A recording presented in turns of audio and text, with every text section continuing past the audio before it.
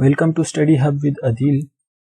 आज हम देखते हैं मेजर जो हमारे पास लिपिड पाई जाती हैं सेल मेम्ब्रेन्स के अंदर, और दूसरी जो प्रोटीन्स पाई जाती हैं, कार्बोहाइड्रेट्स पाए जाते हैं, और सेल मेम्ब्रेन का फंक्शंस। मेजर लिपिड्स, इसमें से सबसे पहले जो होता है हमारे पास phospholipids. Phospholipids are the lipid structure containing phosphorus and fatty acids.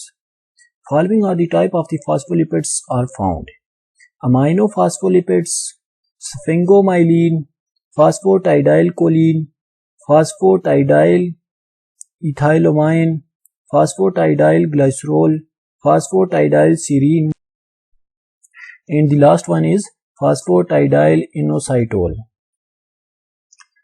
Phospholipid molecules are arranged in two layers. Each phospholipid molecules resemble the headed pin in shape. The outer part of the phospholipid molecule is called the head portion and the inner part is called the tail portion.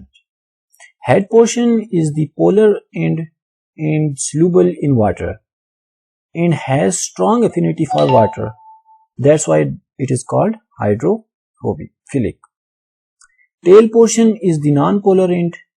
It is insoluble in water and repels by water. That's why it is called hydrophobic. Cholesterol.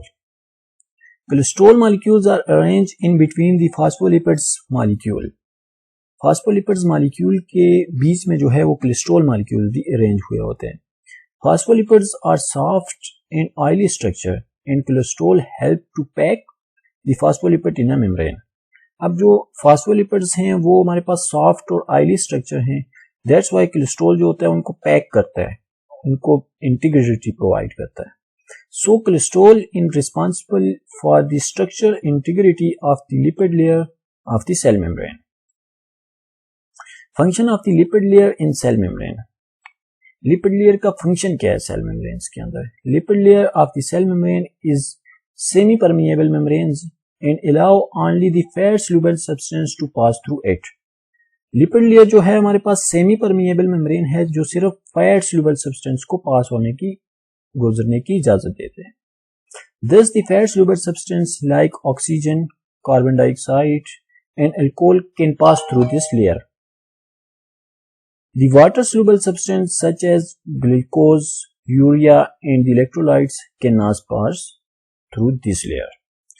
अब हमारे पास जो water fat soluble substance हैं, जिस तरह हमारे पास oxygen, carbon dioxide, alcohol वगैरह हैं, वो इस लिपिड लेयर से पास हो जाते हैं. लेकिन जो हमारे पास वाटर फैट सॉल्युबल सब्सटेंस हैं like oxygen, carbon dioxide, alcohol, वो इस लेयर से पास हो जाते हैं. जबकि हमारे पास जो वाटर सॉल्युबल सब्सटेंस हैं, जिस तरह हमारे पास ग्लूकोज है, यूरिया है, इलेक्ट्रोलाइट्स, वो इस लेयर से पास नहीं होते. Protein layer of the cell membrane. These layers cover the two surface of the central lipid layers. Central lipid layer की दोनों साइड, इनर और आउटर, उसको प्रोटीन्स लेयर ने कवर किया होता है. The proteins layer give protection to the central lipid layer. The protein substance present in these layer are mostly glycoproteins.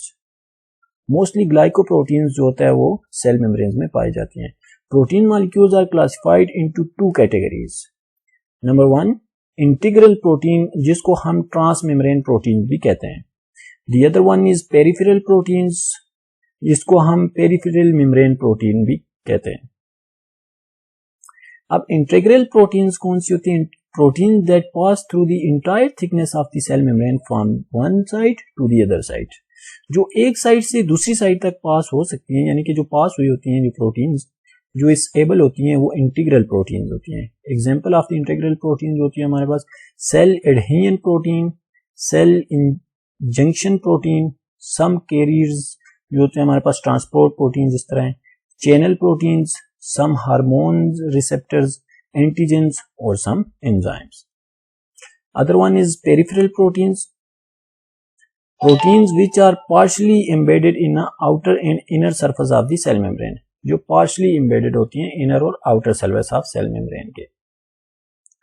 वो do not penetrate the cell membrane. Peripheral proteins are loosely bounded with the integral or lipid layer of the cell membranes.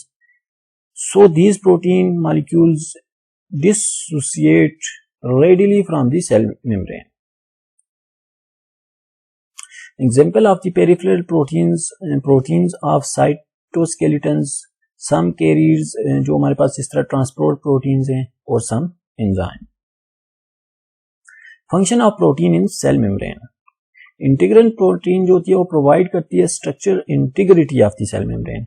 Channel protein जो होती है वो help करती है in the diffusion of water soluble substance like glucose and electrolytes.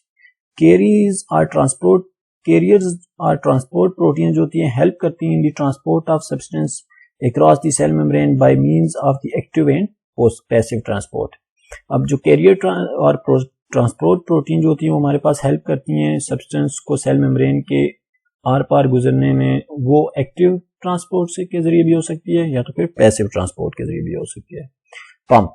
Some carrier proteins act as a pump by which ions transported actively across the cell membrane. Receptor proteins serve as the receptor sites for hormones and the neurotransmitters.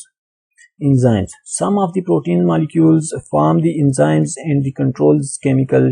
जिस तरह हमारे पास metabolic reactions को control करते हैं within the cell membranes.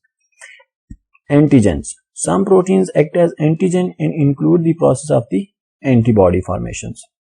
Cell adhesion molecules are the integral proteins are responsible for the attachment of the cell to their neighbors or the basal lamina.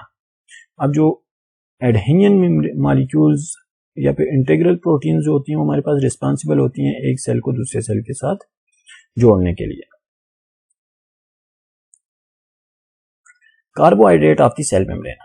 Some of the carbohydrate molecules present in a cell membrane are attached to the proteins and form glycoproteins. Proteoglycans भी इनको कहते हैं हमारे पास. कुछ carbohydrates भी membrane में पाई जाती हैं. Some carbohydrates molecules are attached by lipids and form glycolipids. Carbohydrate molecules form a thin and loose covering over the entire surface of the cell membrane called glycosilex. Carbohydrate जो होती है हमारे पास एक आउटिंग सरफेस यानी कि covering भी बनाती है जिसको हमारे पास ग्लाइकोसाइलेक्स भी कहते हैं. Function of carbohydrate in cell membrane. Carbohydrate molecule are negatively charge and do not permit the negatively charge substance to move in the and out of the cell. Glycocalyx form the neighbouring cell help in the tight fixation of the cell with one another. Tight fixation करता है हमारे पास ग्लाइकोसाइलेक्स जो होता है एक cell के दूसरे cell के साथ. Some carbohydrates molecule function as the receptor for some hormones. देखते हैं फंक्शन जो है हमारे पास सेल मेम्ब्रेन का जो है सेल के अंदर क्या है. Protective functions. Cell membrane protect the cytoplasm and the organelles present in a cytoplasm. सबसे पहले हमारे पास प्रोटेक्टिव फंक्शन जो होता है वो परफॉर्म करती है सेल मेम्ब्रेन जो होती है उसको प्रोटेक्ट करता है साइटोप्लाज्म को और ऑर्गेनेलीज जो साइटोप्लाज्म में पाए जाते हैं. Selective permeability. Cell membrane act as a selective permeable membrane which allow only some substance to pass through it and act as a barrier for other substance. कुछ सब्सटेंस जो है उनको गुजरने की इजाजत देती है और कुछ को जो होती है वो रोक लेती है. That's why it is called semi permeable membrane. Absorptive function. Nutrients are absorb into the cell through the cell membrane. Nutrients जो होती है वो सेल मेम्ब्रेन के थ्रू ही सेल में एब्जॉर्ब होते हैं. Excretory function. Metabolites and the other waste products जो होते हैं from the cells are excreted through the cell membrane. Metabolites जो होते हैं और दूसरे वेस्ट होते हैं वो सेल में से सेल मेम्ब्रेन के जरिए से एक्सक्रीट आउट होते हैं. आई होप आपको वीडियो अच्छी लगी होगी. लाइक, कमेंट और सब्सक्राइब करना ना भूलिएगा. Thank you so much.